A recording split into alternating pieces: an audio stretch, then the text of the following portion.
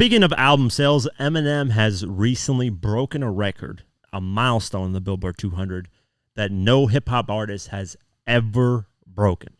So let's go over it. Eminem has achieved yet another milestone in his decades-long career, becoming the first rapper to have an album spend 700 weeks or more on the Billboard 200. How much is 700 weeks, man? How many years is that? 700 weeks is how much a year? 700 weeks. That is 13.4 years. So the album came out in 2005, 2015, 2025 would be 20. So it did fall off at certain points. That's insane. Billboard confirmed that as of Tuesday, September 10th, M's 2005 Best of compilation Curtain Call the Hits had officially hit the 700 mark with sales of 8,000 equivalent album units last week. The project is now the sixth album to reach the milestone, coming in behind records by Bob Marley, Journey, Metallica, Creedence, Clearwater Revival, and at the top, Pink Floyd's The Dark Side of the Moon with over 900 weeks.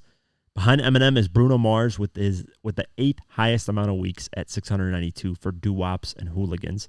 Michael Jackson's Thriller at number 10 with 642 weeks. Kendrick Lamar's Good Kid, Mad City at number 12 with 619 weeks. And at number 15, Drake's Take Care with 601 weeks.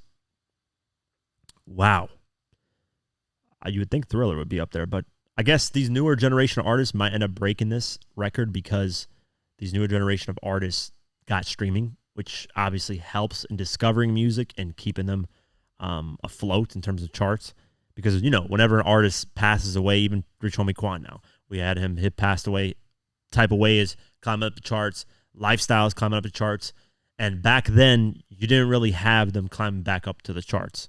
Even if albums would sell, it would be like very rare that an artist would get back in the top 50. Now it's a lot more accessible, so it's a lot easier for artists to maintain not only relevance, but just to have like their classics last a long time. A slight loophole is behind the success of the compilation, as Billboard instituted a rule in 2014 that says a song that appears on an album more than one album must be assigned to just one of them for tallying purposes. The album that sells the most is that given week. Because Curtain Call contains all of M's early hits, they're frequently attributed to that project and thus often continue to add to its overall tally when each one is streamed. The list includes Lose Yourself, My Name Is, Without Me, Stand and more.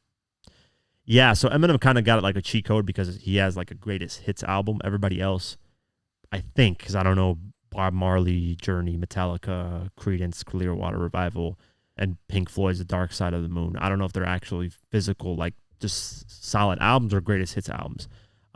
The only ones I know is obviously Michael Jackson's Thriller, Bruno Mars, Kendrick's, and Drake's. Those are actual, like just their own albums. So Eminem does kind of have a loophole with having all of his hits on one thing, but that's a smart move. I'm surprised when Drake redid his contract, he didn't do a greatest hits album. Because he did redo his contract, got out of Young Money. Young Money, Cash Money should have a greatest hits.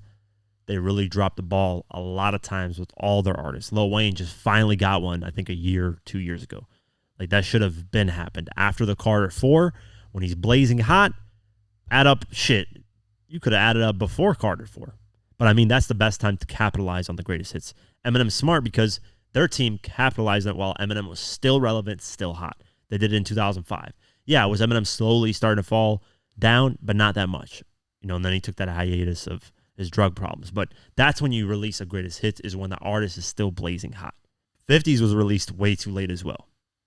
That's the structure of some albums, some artists. I'm surprised Young Money doesn't do that more often. But yeah, we'll keep our eyes posted. A huge accomplishment to Eminem. Speaking of Eminem and albums, he did announce an expanded edition of The Death of Slim Shady. I was insanely excited for this, but it turns out this expanded edition is only going to come with like one new track. That's the rumor out there. Apparently somebody saw on Eminem's website that this track, it's supposed to be the Fuel version, but Shady edition featuring Westside Boogie and I think one more person. Let me see. I was like excited and hoping that maybe this expanded edition would have like 6 new tracks on there and, you know, we would get features and all this shit. But Apparently, Eminem's just adding the 2 bonus tracks, which is the Kyrie and Luca featuring 2 Chainz, and then Like My Shit featuring 15 After. These are the 2 bonus tracks that if you pre-order the album, you got these 2. And then he's adding Fuel Shady Edition featuring Westside Boogie and Grip. And I think the Steve Birdman skit, number 20. I think that might have been on the album already, but I could be wrong. So yeah, basically Fuel Shady Edition featuring Westside Boogie and Grip are basically the only track that we're getting that's new. I was going to go live on YouTube to stream this, but there are also rumors that there's more coming, and that's not it, that this is legitimately, I had somebody on Twitter, let me see what his name is. Thomas D480 has a bunch of numbers. Shout out to him. His name on there is Bars as Big as Cars. And he sent this digital screenshot of Eminem's store, and not only does it feature, it actually doesn't feature that track that was on there, the Fuel Shady Edition. It features track number 20, which is Invasion featuring Billie Eilish. Track number 21, Julius Caesar featuring Westside Boogie and Grip. Track number 22, Flashlight featuring Tyler, the Creator. Track number 23, PS featuring J. Cole. And track number 24, Friday the 13th. I don't know if that's real, but this person sent a screenshot of that. It could be just edited, who knows? I have no idea. I don't know which one to believe. I was going to go live on YouTube, but now that we have these back and forths, I don't want to go live for one track. I'm not going to waste my time going live for one track. I already got enough on my plate. Going live is something where I do for special, specific things. I wish I could go live more often, but when you're working on documentaries and stuff, it's just anything that eats away at your time is you getting out of the zone of working on something. So I'll only go live if big artists are dropping albums or something like that, or if it's a special event.